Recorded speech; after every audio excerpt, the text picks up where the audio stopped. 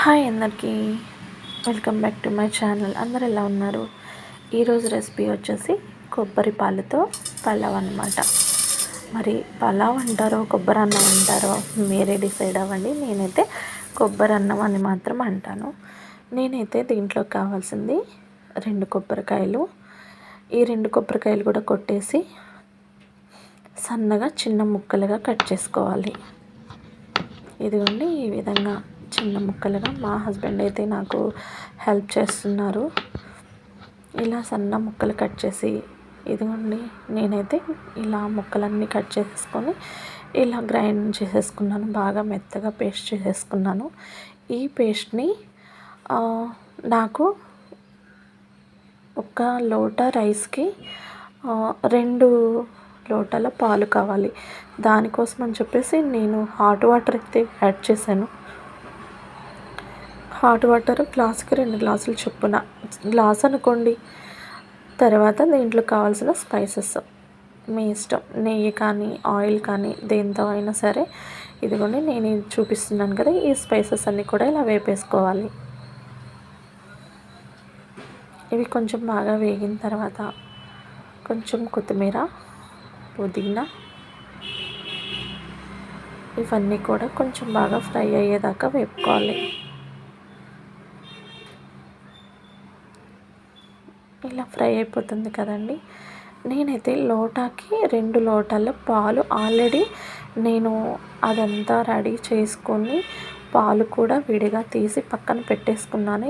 ఇదంతా వీడియోలో అయితే చూపించడం కుదరలేదు.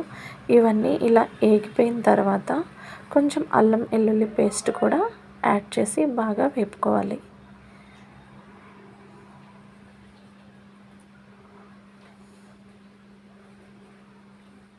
కొంచెం పచ్చివాసన పోయేంత వరకు వేపుకొని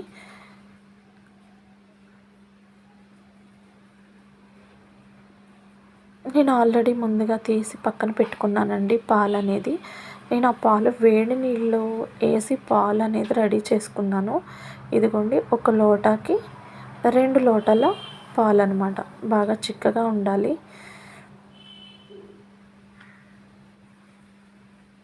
కొంచెం కొబ్బరి పాలు తీసే ప్రాసెస్ కొద్దిగా కష్టంగా ఉంటుంది, కానీ టేస్ట్ అయితే చాలా బాగుంటుందండి. తగినంత ఉప్పు కూడా వేసుకొని ఇదిగోండి ఈ విధంగా బాగా మరిగిపోవాలన్నమాట. ఇలా మరిగిపోతున్నప్పుడు మనం ముందుగా బాస్మతి రైస్, మీ ఇష్టం, నార్మల్ రైస్ అయినా పర్వాలేదు, బాస్మతి రైస్ అయినా పర్వాలేదు. నేనైతే కడిగి ఒక పక్కన పెట్టేసుకున్నాను ఆల్రెడీ. ఈ రైస్ అంతా కూడా నేను ఈ వాటర్లోకి వేసేస్తున్నా.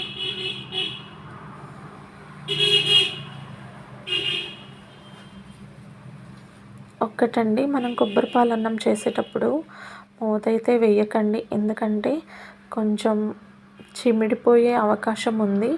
ఇలా రైస్ వేసిన వెంటనే మూత అయితే పెట్టకండి. కొంచెం ఈ వాటర్ అంతా దగ్గర పడేంత వరకు కూడా మూత పెట్టకుండా కొంచెం హై ఫ్లేమ్లోనే ఉడికించుకోవాలి. లేదు అంటే ఈ రైస్ మొత్తం చిమిడిపోతుంది. నేను ఒక పక్క అయితే చికెన్ కర్రీ కూడా రెడీ చేస్తున్నాను ఈ రైస్లోకి. ఇదిగోండి, వాటర్ అయితే కొంచెం దగ్గర పడుతుంది.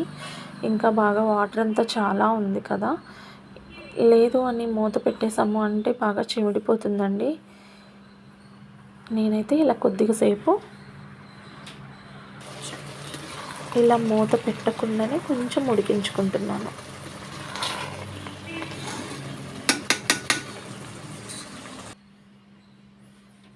చూసారా, కొంచెం వాటర్ అయితే దగ్గర పడింది. నాకు రైస్ కూడా కొంచెం ఉడికిందనమాట. ఇదిగోండి, ఇప్పుడు మనం దమ్ చేసేసుకోవాలి. ఏదైనా కొంచెం బరువు అనేది మనం మసాలా రాయి కానీ ఏదైనా పెట్టి కొంచెంసేపు మూత పెట్టేసి వదిలేస్తే ఇలా పొడి పొడిగా కొబ్బరి అన్నం రెడీ అయిపోతుంది.